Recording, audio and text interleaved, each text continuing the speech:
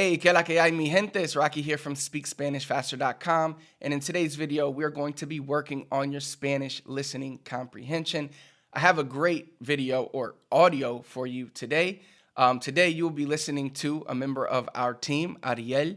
Ariel is from Argentina. He currently lives in Spain, but he recorded an audio for you so that you can practice your Spanish listening comprehension. Now, for this audio, I told Ariel to speak normally how he would speak regular Argentinian Spanish. I wanted him to use all the characteristics, the words, everything that comes from Argentina so you could get that real authentic feel. So this audio is great. He did slow down a little bit for the audio, but it's still super fast. I would say this audio is more intermediate, maybe even advanced. So it's definitely going to challenge your listening comprehension. If you're a beginner, don't worry, don't get scared. I have the text in Spanish and English for you, and you can go through the video. Anyways, I highly recommend you go through the video as many times as you need, whether you feel you're an intermediate, a beginner, or an advanced Spanish speaker. But it's going to be really cool for you to be able to listen to Argentinian Spanish. A lot of people think that, oh, only in Caribbean Spanish or Puerto Rican Spanish, they put words together, they cut the S's, and they have unique ways of speaking Spanish. But that happens in all different Spanish-speaking countries. And this is going to be a great example of that. You're going to notice a few characteristics of Ariel's Spanish that is probably a little different than what you learned in school or what you learned on an app. With that being said, after you listen to the audio, I'll come back and I'll kind of go through pieces of the audio with you so I could point out a few things that I feel might give you some trouble, so that way you can quickly get over those humps or those obstacles that might come up.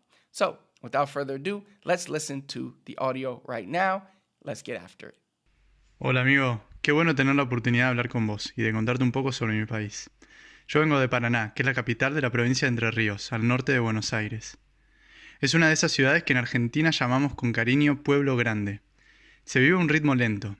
Si caminás por las 4 cuadras de la calle peatonal a las 2 de la tarde, por ejemplo, vas a encontrar todos los negocios cerrados. Esto es porque en mi provincia, como en muchas del norte de Argentina, se duerme la siesta. Es más, la siesta es casi sagrada en mi ciudad. Cuando era chico, en la casa de mis viejos, a algún amigo mío se le ocurría tocar el timbre a la hora de la siesta, mi viejo lo recibía a las puteadas, y más tarde yo me comía algún reto. Paraná es una ciudad de río. Todo en Paraná gira en torno al río Paraná, que es uno de los más largos y anchos del mundo. Desde la costanera, cuando el río está crecido, no se ve nada más que agua hasta el horizonte. La costanera se separa del resto de la ciudad por un barranco de 200 metros. Cuando era chico nos tirábamos por ese barranco sobre unas planchas de cartón y casi siempre terminábamos rodando barranco abajo. Nos hacíamos mierda, pero era divertido. Cuando sos adolescente vas a la costanera a la noche a tomar Fernet Branca con Coca-Cola en una botella cortada con mucho hielo, o una cerveza Quilmes de litro en botella de vidrio, a escondida de los adultos. Porque acordate, Paraná es un pueblo grande y todos se conocen. Entonces cualquier adulto puede ser conocido de tus viejos y te puede delatar. Cuando sos grande, vas a la costanera a pasear, a tomar mate y a comer bizcochitos, o a correr y a hacer ejercicio. Si hace calor, y en verano hace un calor de morirse, bajás a la playa municipal a mojarte los pies en el río. El fondo del río es barroso y si es temporada de palometas, que son las primas de las pirañas, te pueden llegar a arrancar un dedo, pero a la mayoría de la gente se mete igual. Al final de la costanera, llegando al puerto viejo, siempre vas a encontrar a los pescadores. Unos tipos que se pasan el día entero ahí, tirando la caña.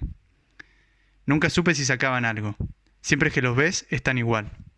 Yo hace 13 años que me fui de Paraná, pero ahora que lo pienso, la próxima vez que los vea, les voy a preguntar qué tal les va, si está picando y si han sacado algo. Me fui de Paraná a los 17 años. Como tantos pibes de esa edad, estudié en una ciudad más grande, Rosario, en la provincia vecina de Santa Fe. Después me fui a Córdoba y eventualmente me fui a Argentina. Ahora vuelvo una vez por año a visitar a mi familia y siempre me emociona volver a Paraná.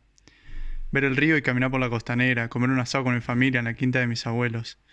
El asado es patrimonio nacional de Argentina y cualquier argentino te va a decir que es la mejor carne del mundo, aunque seguro te lo dice también cualquier uruguayo. Pero lo que es patrimonio nacional es el mate y los asados de domingo. La comida es secundaria y lo importante es juntarse con la familia, tomar unas copas de vino y ponerse al día.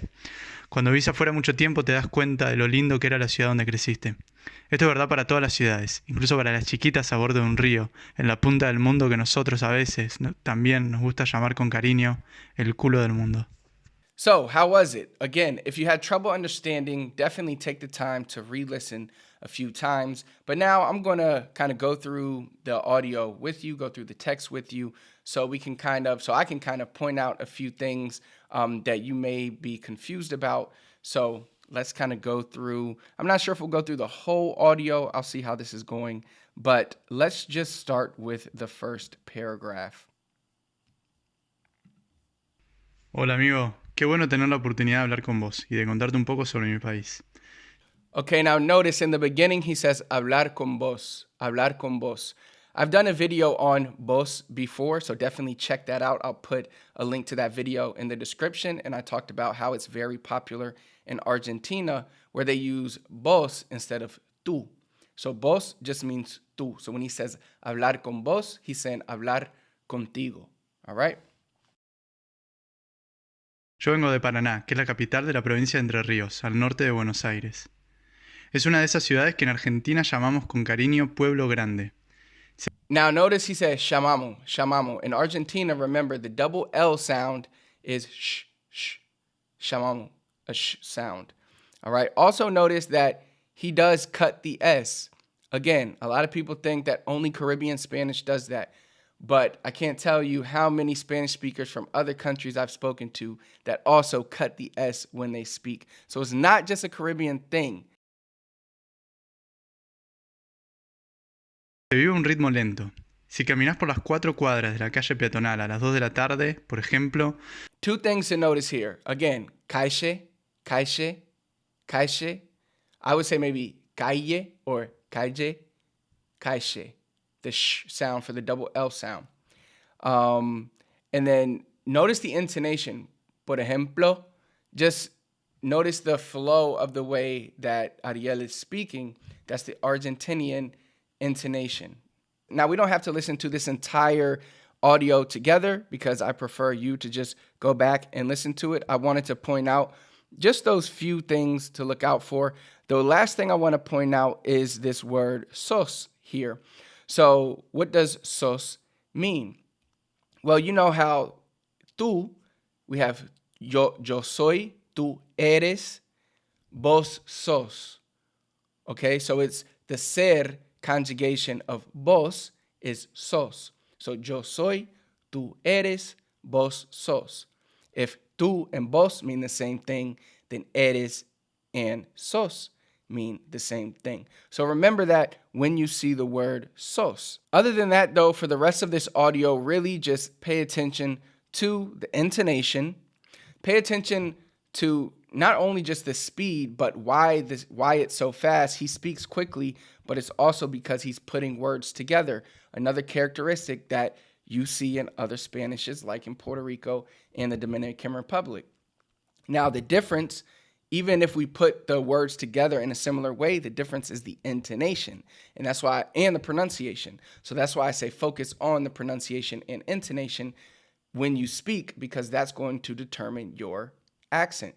So even if we were to say, a sentence like, esa ciudad, even if we said them using the same characteristics, cutting the S's, we sound different because of the intonation.